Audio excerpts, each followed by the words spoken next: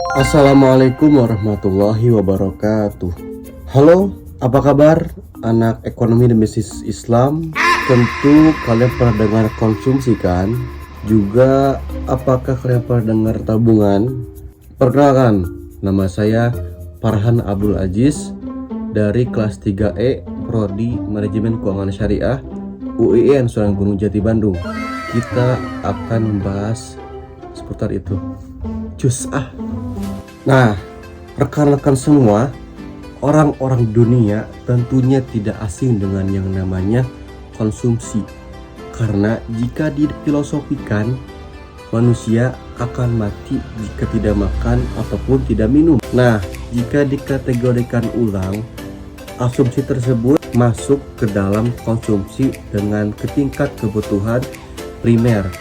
Lalu, bagaimana dengan kebutuhan sekunder dan tersier?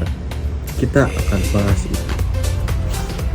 Nah, konsumsi tersendiri merupakan pengeluaran yang dikeluarkan oleh rumah tangga ataupun masyarakat untuk memperoleh barang dan jasa pada periode tertentu dengan tujuan untuk memenuhi kebutuhan.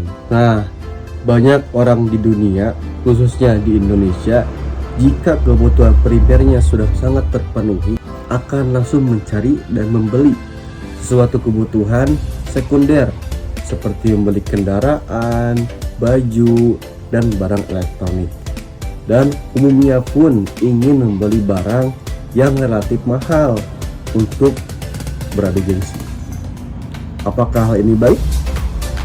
Kita akan bahas dasar hukumnya. Nah, berdasarkan surat Al-Isra ayat 27, Bismillahirrahmanirrahim, innal mubadirina kanu ikhwana syayatin wa kana syaitanu rabbihi kafura, yang artinya sesungguhnya orang-orang yang memboros itu adalah saudaranya setan, dan setan itu sangat ingkar kepada Tuhannya. Al-Quran surat Al-Isra ayat 27. Jadi sifat boros itu memang sangat dibenci oleh Allah Subhanahu wa Ta'ala karena termasuk dalam perbuatan syaitan. Nah, dilansir dari kompas.com bahwasannya tingkat konsumsi masyarakat terus membaik. Hal ini tercermin dari semakin menguatnya keyakinan konsumen. Jika ditinjau ulang dari hasil survei Bank Indonesia atau BI menunjukkan indeks keyakinan konsumen ataupun IKK pada periode April 2023 sebesar 126,1. Posisi ini lebih tinggi dibandingkan bulan sebelumnya sebesar 123,3, mengindikasikan keyakinan konsumen terhadap kondisi ekonomi meningkat dibandingkan dengan bulan sebelumnya, ujar Kepala Departemen Komunikasi BI, Bapak Erwin Haryono. Apakah ini baik?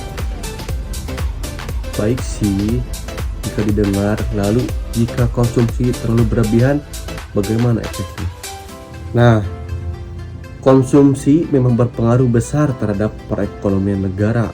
Namun, jika ditinjau ulang dalam perspektif Islam dan pribadi masing-masing, konsumsi yang terlalu berlebihan dari kebutuhan yang bersifat sekunder daripada bersifat primer itu akan sangat merugikan hanya karena gengsi semata.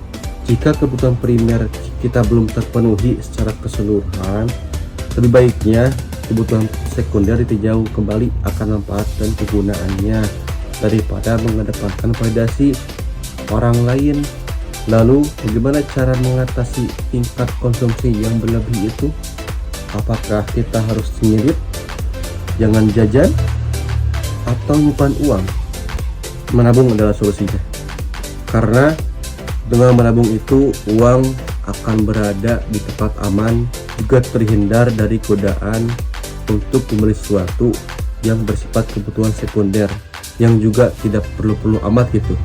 Tabungan itu sendiri merupakan simpanan uang yang berasal dari pendapatan yang tidak dibelanjakan dan bisa dilakukan oleh perorangan maupun instansi tertentu. Nah, baik kita sebagai pelajar, mahasiswa, ataupun yang sudah bekerja, menabung ini memang sangat dianjurkan karena bisa menjadi dana cadangan ataupun dana talang ketika kebutuhan konsumsi kita meningkat pula. Begitu sih. Nah, juga saya lansir dari laman sikapiuangmu.ojk.co.id, menabung bisa di mana saja. Menabung di bank dalam bentuk tabungan, menabung di pasar modal dalam bentuk reksadana dan saham, menabung emas di pegadaian, menabung di dana pensiun untuk perlindungan di hari tua, menabung di asuransi untuk jaminan kesehatan, dan lain sebagainya. Untuk generasi muda, khususnya pelajar dan mahasiswa, mari tanamkan budaya menabung sejak dini demi masa depan yang lebih baik, serta bisa memberi manfaat bagi sesama dan turut berkontribusi menggerakkan roda perekonomian. Nah, teman-teman, dengan budaya menabung di lembaga jasa keuangan formal, maka kita juga memberi manfaat bagi sesama, menggerakkan roda perekonomian, dan turut membantu pemerintah dalam mendorong pembiayaan pembangunan nasional. Nah, dengan demikian, banyak juga masyarakat Indonesia, khususnya yang masih pelajar, yang juga melek loh akan tabungan ini, karena akan berdampak positif terhadap penunjang masa depan di balik tingkat konsumsi mereka itu sendiri. Jadi, mau kapan mulai menabung atau masih mau hidup boros? Tabung dulu aja sih, kata aku mah. Toh nanti juga kalau ada uang lebih, bisa juga kan kita belikan ke barang yang kita mau. Nah, kalau kamu bagaimana? Sekian ya, saya Farhan.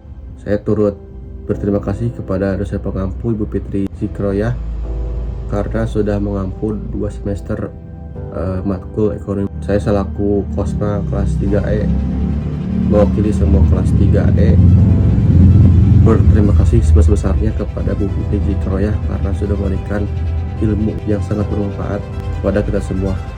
Sekian dari saya, Akhirul Kalam. Assalamualaikum warahmatullahi wabarakatuh.